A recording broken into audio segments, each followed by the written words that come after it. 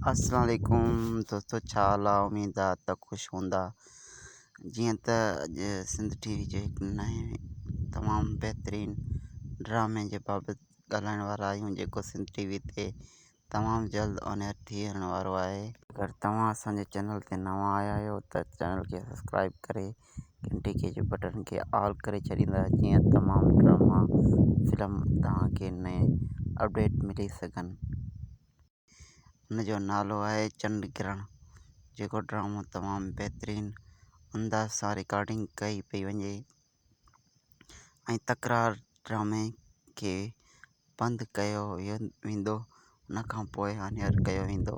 हिन ड्रामे में तमामु सुठा एक्टर, सुठी कास्ट आहे। कास्टिंग जेको आहे रिकॉर्डिंग हले पई थी।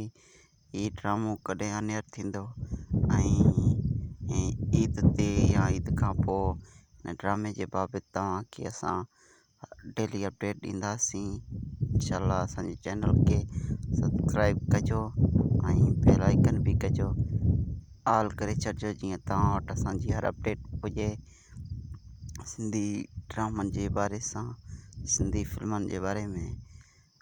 जीअं त हिन ड्रामे खे कंहिं डायरेक्ट कयो आहे ऐं केरु हिनखे हलाइण वारो आहे, इहो अॼु तव्हांखे हिन वीडियो में ॿुधाईंदासीं दोस्तों। हीउ ड्रामो अज़ीज़ कंगराणी जो कहाणीकार डायरेक्टर हसन शेख आहे, जेको मक़तल ड्रामे खे पेश कयो हो। कीअं लॻो हीउ ड्रामे जे अपडेट जे बारे में असांखे कमेंट में पंहिंजी राय ॾिजो ऐं असांजे चैनल खे सब्सक्राइब करे घंटे जे बटन खे ऑल करे छॾींदा त हर ड्रामे जी अपडेट तव्हां ताईं पहुचे। ख़ुदा हाफ़िज़, अल्लाह निगहबान, सिंध सलामत, साथ सलामत।